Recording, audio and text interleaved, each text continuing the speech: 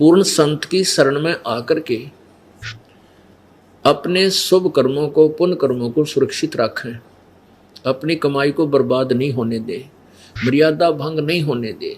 जो नियम इस दास ने आपको बताए हैं ये प्रभु के बताए हुए हैं, और इनमें से एक को भी आप खंड कर दोगे तो आप फाउल हो जाओगे। अब जैसे बच्चा खेल के मैदान में, खेल में सिलेक्ट होता है, और वो खिलाड़ी यदि मर्यादा में नहीं खेलता है तो फाउल हो जाएगा। फाउल हो गया तो एक गेम, एक जो चल रही है वो खेल, उससे बाहर हो गया तो वो रिजेक्ट हो गया। तो पुण्यात्माओं, आप इस परमात्मा वाले खेल के खिलाड़ी होगे और सावधान होकर नहीं खेलोगे तो आप फाउल हो जाओगे। ऑटोमेटिक कनेक्शन है परमात्मा का, यहां विसल बजाने की आवश्यकता नहीं है, या तो अपने आप ऑटोमेटिकली आपका नाम खंड हो जाएगा। खंड होने के बाद आपके कैसे विचार होंगे? सत्संग में आने में अरुचि होगी, और इस दास के विषय में कोई कुछ कह देगा 19-21 तो आपको हर्ष होगा उसमें कि हाँ ऐसा हो सकता है। और जब तक आपका नाम खरा है आप रह कर सत्संग में आओगे, और इस दास के बारे में कोई बकवाद करता है तो आप लड़ो, बेशक लड़ना तो नहीं है, लेकिन आप उसकी बात का दुख मानोगे और उसको असत्य मानोगे। ये लक्षण है आपके कि आपका नाम सही है। और यदि कोई बुराई करता है इस दास की और आपके अंदर कुछ महसूस होता है, हाँ ऐसा हो सकता है, तो आपका नाम खंड है। नहीं है तो फिर उस समय हो चुका है, हो गया ही। तो जैसे कहते हैं गुरु की निंदा सुने जो काना, ताको निश्चय नरक निदाना। अपने मुख निंदा जो कर ही, परिवार सहित नरक में पड़ी। गुरु की निंदा सुने जो काना, यानी कान से भी कोई गुरु जी की निंदा करा और आप सुन रहे हो। सुनने का तात्पर्य क्या है? जैसे कोई बुरा हमारे बारे में कितनी अफवाहें बकवाद फैलाई, और जो पुण्यकर्मी हमारे साथ सही तरीके से जुड़े हुए थे, जो हमारे हर चीज से परिचित थे कि यहाँ कोई ऐसी गलती नहीं है, तो वो निंदा सुनते थे, लोग कहते थे, लेकिन उनके हृदय में कभी ये नहीं आया कि ये सच्ची कह रहे हैं। और जिनके मन में न्यू आ गया कहाँ ऐसा हो, बस ऐसा ही था, तो बिल्कुल ठीक है ऐसे ही होगा भी हो गया, तो उसने सुन ली। गुरु की निंदा सुने जो काना। अब सुनना तो देखो, कहने कोई कुछ भी कह के किसी का मुंह बंद थोड़ा ही कर सकते, लेकिन आपके मन में ये नहीं आया कि हमारे गुरुजी ऐसे, आपके मन में यह आया कि हमारे गुरुजी ऐसे नहीं है, ये वैसे ही जैसे शनिपात के बुखार में बिरडाया करे दुनिया न्यू बिरडावा है वैसे कह रहे हैं।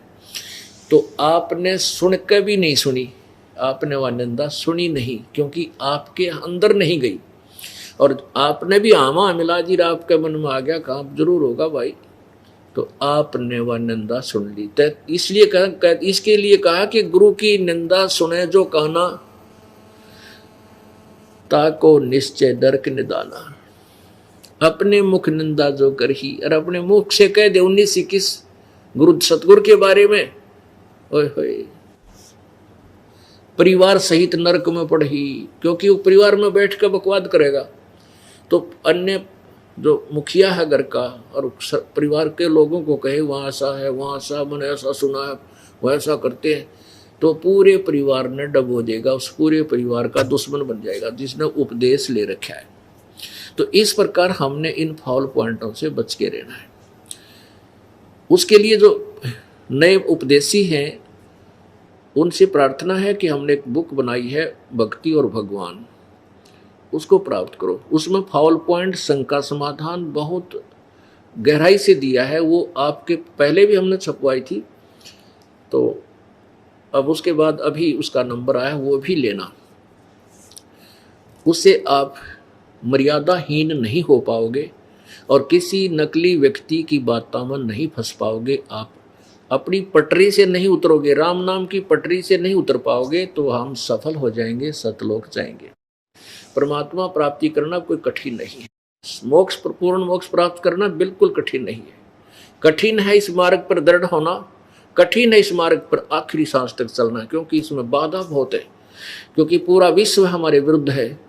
हमारा शत्रु नहीं है, लेकिन ज्ञान में विवाद है, ज्ञान के अंदर भिन्नता है, और उस भिन्नता का अंत हमारे तत्व ज्ञान से होगा। आप पूर्ण रूप से इस पर लगे रहोगे, अन्य की बातों में नहीं आओगे, आप अपना जीवन सफल कर सकते हो और मोक्ष प्राप्त में कोई बात है को नहीं।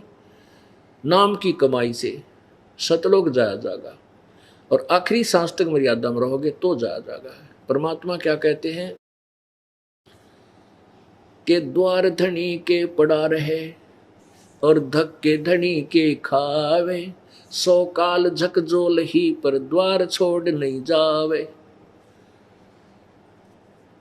अंतिम श्वास तक परमात्मा की भक्ति करनी है। राम नाम रटते रहो, राम नाम रटते रहो, जब तक घट में प्राण, कब हो तो दीन दयाल के भनक पड़ेगी कान। इस प्रकार हम परमात्मा प्राप्त करेंगे। आपका बहुत सौभाग्य है कि आपको अति शीघ्र प्रभु का मार्ग, सच्चा मार्ग मिल गया।